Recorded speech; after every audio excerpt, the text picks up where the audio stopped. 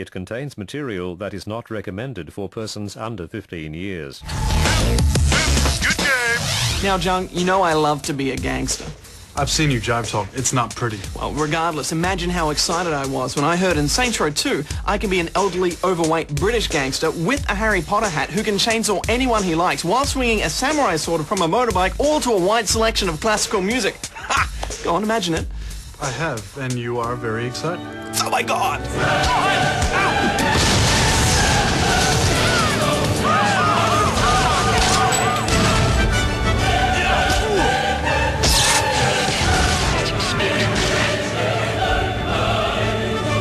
Saints Row 2 shifts you 5 years forward from the original. When you awake from a coma, you discover your gang, the Saints, have all but disappeared, and it's up to you to retrain new members to reclaim the streets of Stillwater. But not without a haircut and an old-fashioned prison breakout. In fact, a haircut is just one of the many, many options you have to customize your character. Make them black, white, British, American, big, small, male, female, or a bit of both.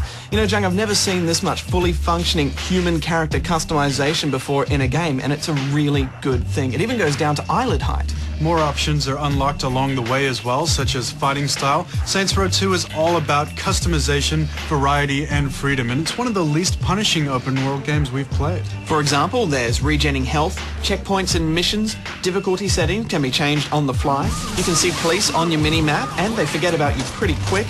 Loading is virtually non-existent. And these are just some of the things in a very long list of ways this game is a less punishing experience. Land vehicles have cruise control so you can focus on the task at hand, and the car keeps on going if you jump out.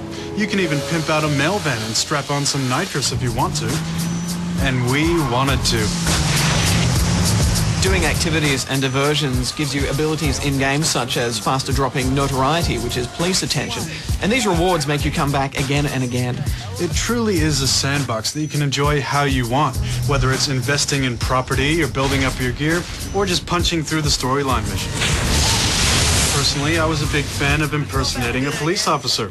But I gotta say, being rewarded for using a chainsaw on civilians is pretty hardcore. There's no remorse or battling with conscience either.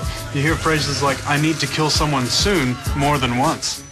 Yeah, it's not for the faint of heart, and it definitely is an adults-only kind of game. Yeah, you can't help but think if we had an R rating for games in this country, this game would definitely be in it. Especially considering there's a lot of drug references and use in the game itself. We spoke to Dan Sutton, the associate producer on the game, to talk about the possible controversies that Saints Row 2 might create.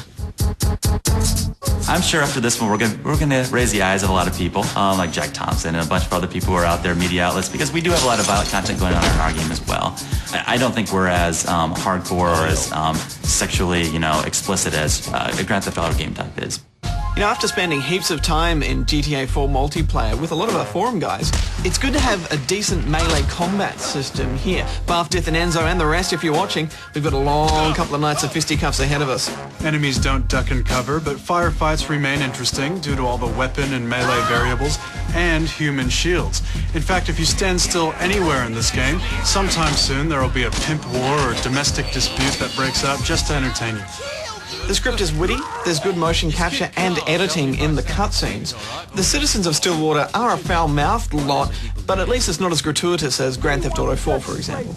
Depending on your choice in hat, cutscenes can be pretty interesting, and it is pretty cool seeing yourself seamlessly slotted into these.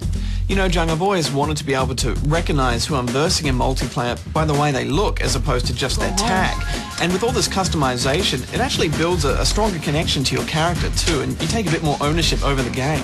Unfortunately, online wasn't up yet, so we couldn't test out the multiplayer, but apparently if you finish a mission in co-op and then go back to do that mission in single player, it'll ask you if you want to play it again or skip. It's clever, and assuming it all runs fine when the game goes live, I know I'm definitely going to be spending a lot of time in Stillwater, Jung. So, Badjo, putting you on the line here, GTA 4 or Saints Row 2? Well, GTA 4 is more visually impressive for sure, but there's just so much more to do in Saints Row 2, and you can do it with a friend.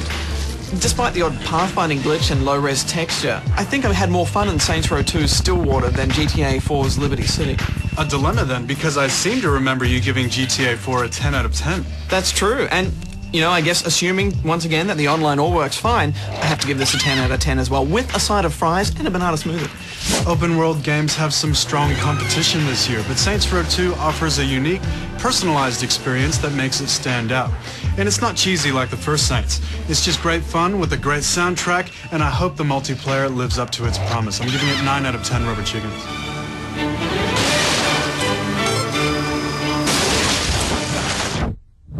If you'd like to hear more from the associate producer on the game, Dan Sutton, you can watch our extended interview with him on the website.